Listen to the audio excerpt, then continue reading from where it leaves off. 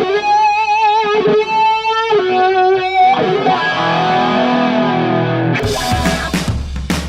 the CW6 in Phoenix, it's Politics in the Yard with Jaime Molera.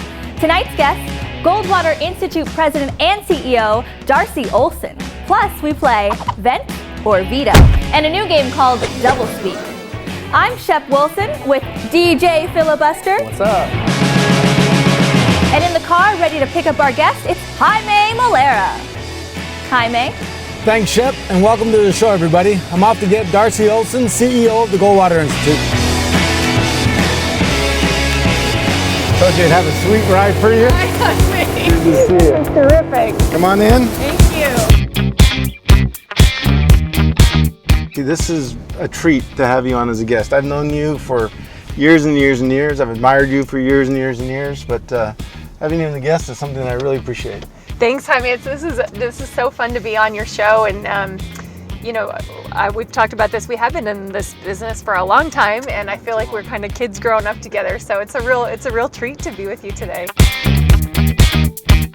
You were born in Vermont, if I recall, but then you grew up in New York, but then also in Utah. Right. Yeah. So born in Vermont, very liberal stronghold, and raised in Utah, very conservative stronghold. And at the end of the day, what I took from that is that I love freedom. And I think I've got a lot in common with some liberals that way, and a lot in common, obviously, with conservatives that way, too. I was very excited to be able to go to college and kind of get into you go to Georgetown. So how do you go from Utah and then go back to, as John McCain said, the devil's den? Well, it's funny. The Georgetown School of Foreign Service that I went to was one of the most selective in the country at the time, and I had no idea. I just knew that it was in Washington, D.C., and I remember checking the little box, and actually a typewriter back in the day for the application, and saying I wanted to study politics and economics and government and history. And when I got in, I actually cried because I my family couldn't afford that tuition. And my father said, "You just wait. There will be a scholarship." And a scholarship actually came. A letter came a few days later with a scholarship, and that is how I went to Georgetown. You come to Arizona, it was in 2001, correct? When you took over as the President and CEO of the Goldwater Institute. Now, you took over from Jeff Flake, who of course has our now U.S. Senator Jeff Flake. I would imagine it'd be a little bit nerve-wracking, right? All of a sudden you're thrust into taking over that position that he helped create. Yes, I mean, it should have been intimidating, but I think I had kind of the ignorance of youth, which is you don't know what you don't know, and you just think I can do this because you throw your heart over the fence and you're all passion. Now, was that your first time in Arizona when you came here? Yes, it was. It was when I interviewed. Permanently. Yep, for the work. And but growing up in southern Utah, it's so similar. And I remember landing at the airport and just how my heart just lifted, and that feeling of being home in the open spaces and the red dirt and the bright sunshine. And it's just been the best thing I've ever done. You have been very involved in foster care, and that's been also another passion of yours. Yes. And from that, it's led you to adopt 3 children. Yes. And tell me the ages again, because I don't know how you're still awake, actually. Well, the ages now are 4, 3, 2.5, and 2. So I've got 4 within 2 years of each other. So, so I can't even keep track. I was gonna say, and the amount of sleep that you get is. You know what? I finally understood when people say I'll sleep when I'm dead. Aside from being the head of the Goldwater Institute, aside from being a very, very busy mother, now you've become an author. And how has been I'm just curious, because you're doing a national book tours, and I know you've been booked on a number of national shows.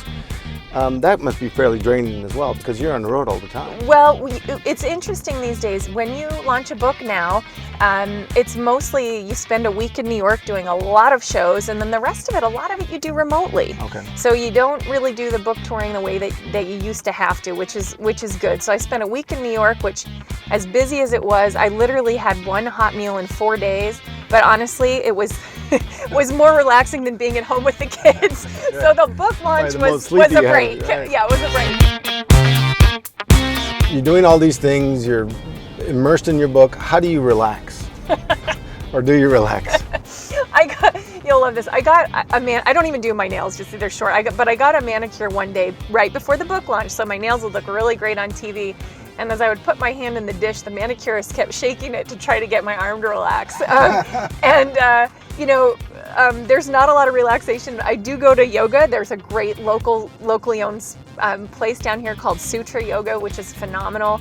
That helps me out. And honestly, laughing with the kids and just being present with them when I'm home, they're such a joy, and they lift my heart, and it kind of everything else fades away.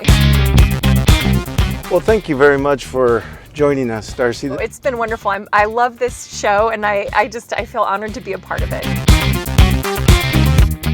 Jaime and Darcy are just arriving in the studio. More Politics in the Yard is coming up.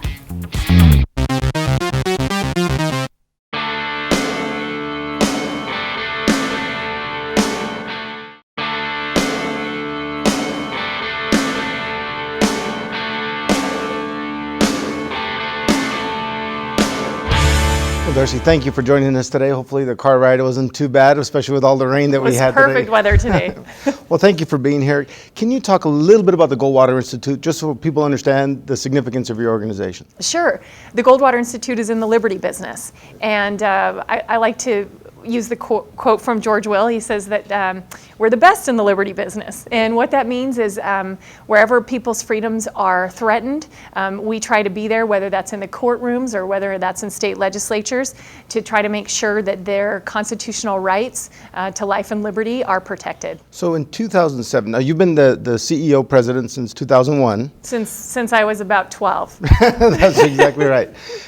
You created the Scharf Norton Center for Constitutional Litigation. That's right. And that has become a change agent. And I remember talking to you years ago about your vision for that. Talk about it, and it's been very transformative. Well, President Reagan used to say, when you can't make them see the light, make them feel the heat.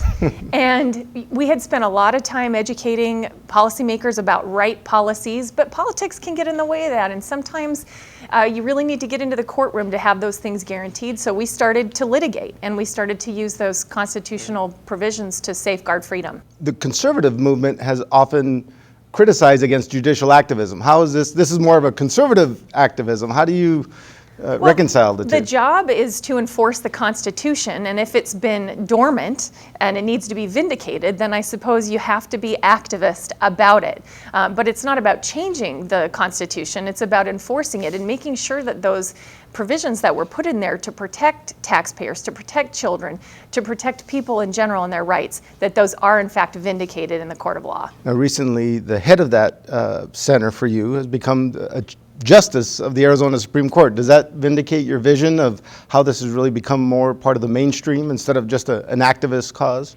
Yes, I mean, I'm so proud to say that we have Justice Bullock on the court now, and he has spent his entire life trying to protect constitutional freedoms for people, and those are exactly the type of justices we need. Not people with their own agenda and own issues, but people who see the Constitution and know that it was put there for all of us, not just Republicans, not just Democrats, but every single one of us, and he will make us proud. So I want to talk a little bit about the book you wrote. It's called The Right to Try: How the Federal Government Prevents Americans from Getting the Life-Saving Treatments That They Need. Now, that's a very powerful title. Is that hyperbole, or is that... Well, you know, some of the earlier drafts were how the federal government is killing Americans, so I felt like I really softened it up. You know, it's not intentional, obviously, Jaime, but the process now to get a new drug through the FDA takes about 15 years. Now, can you imagine trying to use a 15-year-old cell phone today? But that's what they're asking patients with terminal illnesses to put in their bodies, drugs that are 15 years old. And what the Right to Try is about is saying if you've got a terminal illness and you've exhausted the conventional standard treatments, you ought to have the right to try the most cutting-edge medicines if they could possibly save your life. But isn't one of the biggest problems the whole issue of tort, the whole issue of lawsuits, and that you have drug companies that it costs about $1 billion along with the 15 years to get a drug to market. But isn't the problem that we need tort reform as part of it also? In this case, I mean, people sign up for clinical trials all the time, and they have the same exact risks that they would be taking under the Right to Try. And this is not a question of companies being afraid of being sued by patients, but rather companies trying to follow exactly what the FDA wants over this 15-year period. You've had a number of conservative critics like George Will comment very strongly in the book, but you've also had Eleanor Clift, liberal critics that have found this to be very powerful. And in a lot of folks nationally, this movement came out of the conservative sector. Is that correct? But it seems as though it's now caught on, both the left and the right are starting to embrace this. Right. Well, how it started was that the Cancer Treatment Centers for America came to us and they said, our job is to help people with cancer at the end stages of life, and we know that there are medicines for some folks that could save their lives, but we can't have access to them. Is there anything that can be done? And so it really was not a political question at all. They just thought that we might be innovative about it, and that is how the Right to Try was born. It has passed in 24 states now on a voting margin of about 99-1. It is incredibly popular. We have bipartisan sponsors, and the fact is that terminal illnesses come to all of us. They affect us all. Right. The first chapter of your book was so powerful. The story of Jean McNary and her two sons, Max and Austin. Can you just tell us briefly what happened there? Jen McNary is the mother of 4 children. 2 of her boys have something called Duchenne's muscular dystrophy, where you generally will die in your teen years. She was told there was nothing that she could do for them and to just basically make the best of the time she had. She was not content with that answer. She fought incredibly hard. She got one of her sons into a clinical trial, but not the brother. So every day she watched as one of the boys And the reason one of her sons could be in the clinical trials because he could barely walk. He can walk a little bit, right? Right. Wasn't that one of the conditions? It was about how ambulatory. You couldn't walk too far, and you had to be able to walk just far enough. And those were so FDA one of the boys, requirements. Yes, that was part of the clinical trial, was how it was set up. And they do these clinical trials in a way that's incredibly restrictive, even though really the boys were in the same situation. They were just, one was a year and a half further down the road. So in the meantime, here's this mother at the breakfast table, and she's watching her one boy get better. He gets up out of his wheelchair. He ends up playing soccer at his school, while his brother deteriorates to the point where he can't even hold a glass of water to his lips. That is the current system of clinical trials. And what we are arguing is the second brother ought to have the right to that medicine. He has a terminal illness. We know what will happen if he doesn't get it. He ought to have the right to try to save his life. So you have been successful in 24 states. Are there a number of other states where it's in the queue? Almost all of the states have introduced it. We expect another 10 or 15 to adopt it this year. A few states meet every other year, different legislative cycles. But the only the only veto we've had is Governor Brown in California. And even in California, it passed unanimously out of both chambers. And everybody says you just can't predict Governor Brown. He said he wanted to give the federal system time to work. Most patients feel like 50 years is long enough. So we expect to see the California legislature and assembly pick that back up and try again. So how can you order this book? So Amazon or DarcyOlsen.com. It's at Barnes & Noble, so wherever you like to get your books. Well, I got to tell you, this was an incredibly powerful book. I congratulate you on it. I can't believe with your schedule you had time to write this book. Thank you. Thank you. Thank you very much for being a guest on our show. We still have a few things left to do, so I hope you stick around, and we're going to have some fun now. Let's do it. Yep, that's right. Next, I'm going to head out to the streets to get questions from you, our viewers. It's a segment called Vent or Veto. That's next on Politics in the Yard.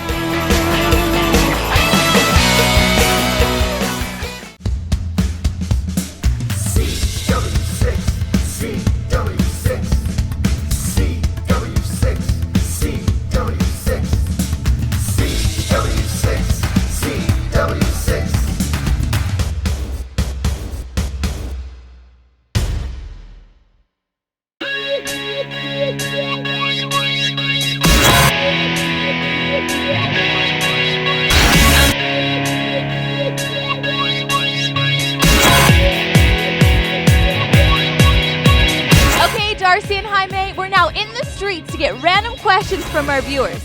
And remember, anything is fair game.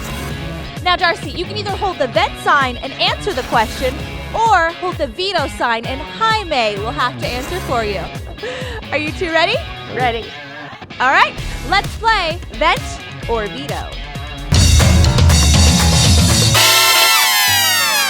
Does the federal government have too much power? Yes. Jaime, there's just about nothing that the federal government isn't involved with these days, from your choice of light bulb to how much water you can have to flush your toilet, and that's not what the founders intended. It's not what Americans want, and we need to go back to a much more constitutionally limited government. What is your favorite movie of all time? When Harry Met Sally. How could it not be? Baby fish mouth. Need I say more? If you could be a character from any book, who would you be? Oh, is that a veto? Wow. If I could be a character from a book, I'm thinking of really bad characters right now, so that's a little bit difficult. I think I would be Kurtz in The Heart of Darkness. Ooh, learning more about Jaime every day. Do you like to sing karaoke? I like to sing karaoke, but none of my friends like me to sing karaoke. What was your best age? That's a veto. The best age is 47, and I'm 47 right now, so this is the best time I've ever had. I love it. What's one thing you would change about the government? That a veto? One of the things I would change, and Darcy touched upon it, I think giving more authority to the states to deal with issues that affect the people. I think a lot of times people don't like gridlock in Washington. Well, that's because they don't have an opportunity to engage. And I think the more we give people opportunity at a state and local level to participate, then I think government becomes friendlier and more open to them. What household chore do you hate the most? Oh, cleaning toilets. I've got a 4, a 3.5, and a 2-year-old, and it is a non-stop job. Cleaning toilets? Well, I'm pretty sure you'll have more fun on this next segment. I'll head back to the studio and we'll all team up to play a game called Double Speak. That's next on Politics in the Yard.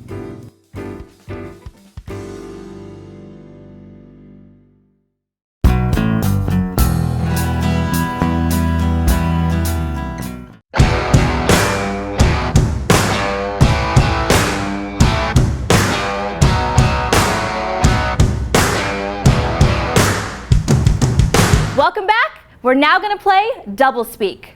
I'm going to show 3 possible quotes from presidential candidates, but only one is the actual quote. Let's see if these guys can pick the real from the fake. Whoever gets the most wins. You guys ready? Mm-hmm. All right, let's play Double Speak. All right, good luck, guys. Now the first group of quotes is going to be from Trump. You have to see which is the true Trump quote. Right here. First one. I don't think I gold-plate it, but the White House does need some updating. Second quote. Global warming was created by and for the Chinese to make U.S. manufacturing non-competitive. All right, and the third quote. Sounds kind of Trump-esque. It does. We're the greatest country in the world. I have no problem pushing the red button if another country says otherwise. All right. Close. So let's see which is the true Trump quote. How many of you guys think it's the first one? I don't think so. Don't think so. No? How many of you think it's the second one? I do. Jaime? I'm all over that. I mean, that has to be. All right, both of you? Me too. Trump. Yeah, okay. And the third? I'll go with that one. Okay, the third? Drum roll, please. The true Trump quote is, global warming was created by and for the Chinese to make U.S. manufacturing non-competitive. You both get a point. Thank you. DJ Filibuster. Next round. The next group of quotes are from Hillary Clinton. Let's see if you can spot the real one. First one, some say I'm cold and calculated. They obviously don't know me very well. Is that Hillary or Bill Clinton? Second quote, I make an effort to take special care of my emails these days. And the third, Women are the largest untapped reservoir of talent in the world. All right, let's see. Who thinks it's the first quote? No? I do. Oh, you do? I do. I'm going with the first one. Actually, I think it is too. Yeah? Yeah. Okay. Who thinks it's the second one? Who thinks it's the third? That's too easy. She's a women's liberal. She got it? Yeah! Girl. Nice work. All right, so the next group of quotes are from Ted Cruz. Let's see if you can spot it. First one, the moon might be as intimidating as Obamacare. Second I one, don't know what that means. big business is what makes our country great. Without it, we would still be in the Stone Age. And the third quote, ISIS is here. We need to take back the White House to rid the U.S. of such an omnipresent threat. All right, who thinks it's the first? Who thinks it's the second? All right, and the third? I think it's the third. You are all wrong. It is the first one! The moon might be as intimidating as Obamacare. He said that, huh? Well, I don't even understand what that means. So the next group of quotes is from Bernie Sanders. Should be interesting. First quote, I may not have Hollywood good looks, but I have regular America good ideas. Second one, you know, this country does not belong to a handful of billionaires. And the third quote, let me tell you, we will rid corporations of people status. Almost anyone could be him. So good. Who thinks it's the They're first close. one? I don't. Nope. Second one? I do. You do? Yeah. All right, and then the third? Okay. I just hear Larry David reading that. He loves to lecture, let me tell you.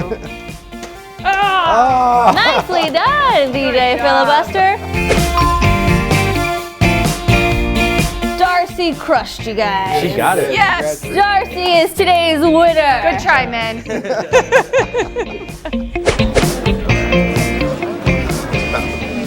As always, I want to thank Shep Wilson, who did such a great job as always today. DJ Filibuster, once again, you lost, so that's all we have to say. Short and sweet. And I want to thank Darcy Olsen. She's been not only a good friend, but somebody that I admire. Please get her book, The Right to Try. It's something that I think you will enjoy reading. So thank you, and see you next week on Politics in the Yard.